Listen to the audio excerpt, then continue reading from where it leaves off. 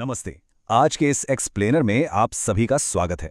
आज हम एक ऐसे ऐतिहासिक मेडिकल शिफ्ट पर बात करने वाले हैं जो महिलाओं के रिप्रोडक्टिव और मेटाबॉलिक हेल्थ की पूरी तस्वीर को बदल कर रख रहा है। मतलब एक ऐसी कंडीशन जिसे सालों से बिल्कुल गलत समझा गया, वो अब विज्ञान के एक नए और कहीं ज्यादा सटीक अध्याय में कदम रख रही है। जरा इस नंबर को देखिए, 17 मिलियन। जी हां, दुनिया भर में 17 करोड़ से भी ज्यादा महिलाएं, यानी अगर हम हिसाब लगाएं तो लगभग हर 8 में से एक महिला इस कंडीशन से प्रभावित है। तो आप समझ ही सकते हैं कि ये कोई छोटी मोटी समस्या नहीं है, ये एक बहुत बड़ा ग्लोबल हेल्थ इशू है जिस पर हमें तुरंत और सही ध्यान देने की जरूरत है। आपने शायद इसे पीसीओएस या पॉलीसिस्टिक ओवरी सिंड्रोम के नाम से सुना होगा, राइट? सालों से इसे इसी नाम से जाना जाता रहा है। लेकिन इस नाम ने एक बहुत बड़ी गलतफहमी पैदा कर दी कि ये बीमारी सिर्फ ओवरीज में सिस्ट होने के बारे में है, पर सच्चाई कुछ और ही है। इसीलिए अब इस पुराने और भ्रामक नाम को हटाकर एक नया साइंटिफिक रूप से एकदम सटीक नाम लाया गया है, और वो है पीएमओएस, यानी सिस्ट वाला जो पुराना मिथक था वो अब टूट रहा है। तो अब आप सोच रहे होंगे कि आखिर ये पीओएमएस है क्या भला? इसका पूरा नाम है पॉलीएंडोक्राइन मेटाबॉलिक ओवेरियन सिंड्रोम। देखिए, ये कोई एक अकेली बीमारी नहीं है, ये एक बहुत ही कॉम्प्लेक्स और लंबे समय तक चलने वाला हार्मोनल डिसऑर्डर है। यहाँ पॉलीएंडोक्राइन का सीधा सा मतलब है कि ये शरीर के कई हार्मोन सिस्टम्स को एक साथ इंपैक्ट करता है, और मेटाबॉलिक इसका मतलब है कि यह हमारे शरीर के एनर्जी और वजन को कंट्रोल करने वाले पूरे प्रोसेस पर असर डालता है। इसका सीधा असर आपके वजन, स्किन और रिप्रोडक्टिव सिस्टम पर पड़ता है। चलिए अब फटाफट आज के एजेंडे पर नजर डाल लेते हैं। हम पीसीओएस से पीएमओएस तक के सफर, इस नाम को बदलने के ग्लोबल एफर्ट्स, इसके असली लक्षणों, कन्वेंशनल ट्रीटमेंट और होम्योपैथिक स्टडीज को कवर करने वाले हैं। तो शुरुआत करते हैं हमारे पहले सेक्शन से, नाम बदलने का ग्लोबल एफर्ट, जो कि पूरे 14 साल का एक लंबा अभियान रहा है। देखिए, नाम बदलने का ये फैसला कोई रातों रात नहीं लिया गया था।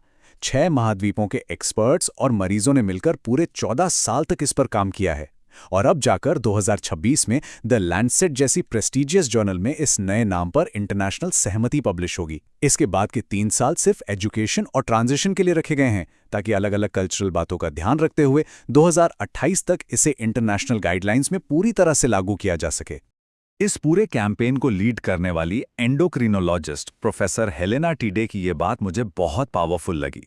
उन्होंने कहा कि पुराने और गलत नाम की वजह से डायग्नोसिस में देरी होती थी, अवेयरनेस की बहुत कमी थी और मरीजों को सही केयर नहीं मिल पाती थी, जो कि लिटरली दिल तोड़ने वाला था। आप खुद सोचिए, एक सही मेडिकल नाम होना सिर्फ किताबों तक सीमित नहीं है, इसका सीधा असर उन लाखों महिलाओं की जिंदगी पर पड़ता है जो इस कंडीशन से रोज जूझ रही हैं। आगे बढ़ते हैं सिम्टम्स और बायोलॉजिकल रियलिटी की तरफ, यानी सिस से परे की असल कहानी। अब जो बात वाकई बहुत दिलचस्प है वो ये है कि कैसे जेनेटिक्स, इंसुलिन रेजिस्टेंस और शरीर में सूजन पैदा करने वाले फैक्टर्स एक साथ मिलकर एक पूरा साइकिल बना देते हैं। मैं आपको बता दूं, ये सिर्फ ओवरीज तक सीमित प्रॉब्लम बिल्कुल नहीं है।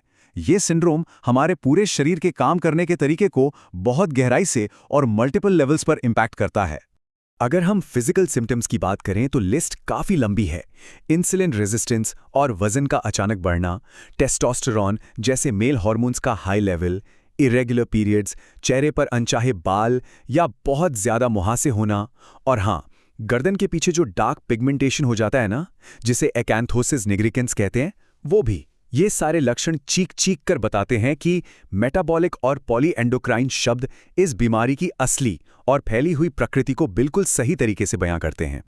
अब आते हैं कन्वेंशनल ट्रीटमेंट अप्रोच पर, कि इसके मेटाबॉलिक इंपैक्ट को मैनेज कैसे किया जाता है। तो यहाँ आपके दिमाग में ये सवाल जरूर आ रहा होगा कि मॉडर्न मेडिसिन में पीएमओएस को मैनेज कैसे किया जाता है। इतने सारे लक्षणों को कैसे कंट्रोल में रखा जाए ताकि एक नॉर्मल और हेल्थी लाइफ जी जा सके। तो यहाँ सबसे अहम बात यह है कि बचाव की पहली सीढ़ी आपकी लाइफस्टाइल ही है। हेल्थ एक्सपर्ट्स जैसे body spirit hub @BodySpirit Hub की डॉक्टर सोनाली बोया अक्सर इस बात पर बहुत जोर देती हैं कि सही डाइट, रेगुलर एक्सरसाइज और भरपूर नींद हार्मोनल बैलेंस के लिए कितनी क्रूशियल है। इसके बाद दूसरे स्टेप पर मेटफॉर्मिन जैसी दवाएं आती हैं जो इंसुलिन को बैलेंस करती हैं, और तीसरे स्टेप में हार्मोनल बर्थ कंट्रोल और एंटी एंड्रोजन मेडिसिन दी जाती हैं जो हर मरीज की अलग अलग ज़रूरतों के हिसाब से तय होती हैं। चलिए अब थोड़ा आगे बढ़ते हैं और देखते हैं कि होम्योपैथिक ट्रीटमेंट स्टडीज इस बारे में क्या कहती हैं। हाल ही में 2024 में international journal of homeopathic sciences में पब्लिश हुई एक एक्सपेरिमेंटल स्टडी पे नजर डालते हैं। राजकोट होम्योपैथिक मेडिकल कॉलेज में हुई इस रिसर्च में पल्सिटिला निग्रिकेंस नाम की एक रेमेडी के इम्पैक्ट को बहुत गहराई से इवैल्यूएट किया गया था और इसके नतीजे काफी दिलचस्प रहे। 30 मरीजों के डेटा को अगर हम देखें तो लगभग 76%, जी हाँ 76.66% मरीजों में 6 महीने के इंडिविजुअलाइज्ड ट्रीटमेंट के बाद उनकी क्वालिटी ऑफ लाइफ में मार्क्ड इंप्रूवमेंट यानी बहुत ही जबरदस्त सुधार देखा गया। ये डेटा साफ तौर पर दिखाता है कि ऑल्टरनेटिव ट्रीटमेंट के फील्ड में अभी और रिसर्च करने का कितना स्कोप है। चलिए एक और पीयर रिव्यूड रिपोर्ट देखते हैं। ये होम्योपैथिक लिंक्स में पब्लिश हुई थी और थूजा ऑक्सीडेंटालिस नाम की रेमेडी पर बेस्ड है। ये केस एक 27 साल की पेशेंट का था जिन्हें लंबे टाइम से पीरियड्स नहीं आ रहे थे और उनकी गर्दन पर बहुत ज्यादा डार्क पिगमेंटेशन हो गया था। और ये चीज बहुत ही शानदार तरीके से दर्शाती है कि कैसे कस्टमाइज्ड होम्योपैथिक ट्रीटमेंट के सिर्फ 4 महीनों के अंदर उस पेशेंट के सिम्टम्स नॉर्मल हो गए और तो और उनके अल्ट्रासाउंड स्कैन में ओवरी के सिस्ट पूरी तरह से गायब हो गए। ये हमें इस ट्रीटमेंट का एक बहुत ही प्रॉपर और एविडेंस बेस्ड डेटा देता है। तो इस एक्सप्लेनर को खत्म करते हुए मैं आपको एक विचार के साथ छोड़ना चाहूंगा। पीसीओएस से पीएमओएस की तरफ जो यह ऐतिहासिक बदलाव हो रहा है, एक सटीक नाम और इन तमाम नई रिसर्च के साथ, क्या ये 170 मिलियन महिलाओं की केयर और उनके फ्यूचर को पूरी तरह से ट्रांसफॉर्म कर देगा? मेडिकल साइंस का ये नया चैप्टर यकीनन बहुत कुछ बदलने वाला है। इस अहम चर्चा में मेरे साथ जुड़े रहने के लिए आपका बहुत बहुत धन्यवाद।